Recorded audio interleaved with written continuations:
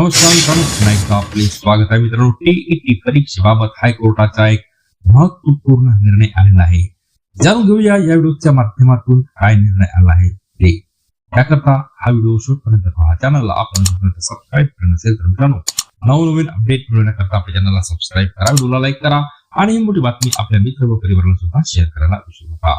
तर मित्रांनो, अल्पसंख्याक शैक्षणिक संस्थांमध्ये शिक्षक नियुक्तीसाठी शिक्षक पात्रता परीक्षा म्हणजे टीईटी अनिवार्य नसल्याचे महत्वपूर्ण निरीक्षण मुंबई उच्च न्यायालयाच्या नागपूर खंडपीठाने नोंदविले आहे.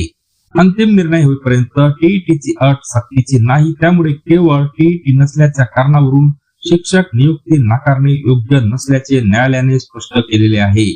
अकोला येथील शिक्षणाधिकाऱ्यांनी टीईटी नसल्याच्या कारणावरून एका शिक्षकाची नियुक्ती नाकारली होती. या आदेशाला आव्हान देत संबंधित शिक्षकाने न्यायालयात धाव घेतली होती. या प्रकरणाची सुनावणी करताना न्यायालयाने शिक्षणाधिकाऱ्याचा आदेश रद्द करत संबंधित शिक्षकांच्या नियुक्तीला मान्यता दिलेली आहे. न्यायालयाने स्पष्ट केले आहे की केवळ टीईटी पात्रता नसल्यामुळे नियुक्ती नाकारणे चुकीचे आहे.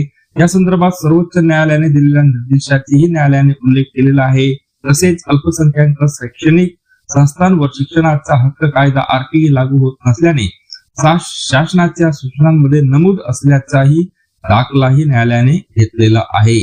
या निर्णयानुसार संबंधित शिक्षकांची नियुक्ती वैध ठरवण्यात आली असून त्यांचे नाव शालार्थ आयडी मध्ये समाविष्ट करून नियुक्तीच्या तारखेपासून वेतन सुरू करण्याचे निर्देशही देण्यात आलेले आहे.